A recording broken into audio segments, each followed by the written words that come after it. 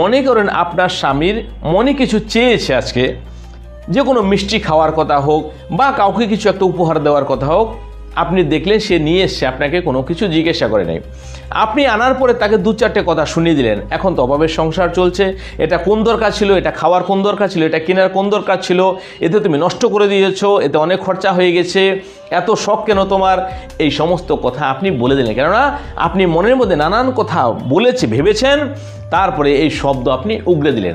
এই যে প্রতিটি শব্দ আপনি বললেন, এই শব্দটা হচ্ছে ব্রহ্ম।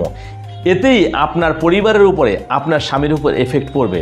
আপনি জিজ্ঞাসা করে দেখবেন যে কোনো দিন আপনি এরকম ব্যবহার করেছেন আর আপনার স্বামীর সাথে ভালো কিছু হয়েছে, সেদিন কোনো দিন হতে পারে না। আপনি মিলিয়ে নেবেন, আপনি জিজ্ঞাসা করে দেখবেন যে আমি রাগে তোমাকে অনেক কিছু উল্টাপাল্টা কথা বলেছি, সেই দিন কি তোমার কোনো রকম ক্ষয়ক্ষতি হয়েছিল, কোনো রকম ব্যয় হয়েছিল, কোনো রকম দুর্ঘটনা বা হতে হতে গিয়ে বেঁচে গেছো, এরকম কিছু হয়েছে? উনি বলবে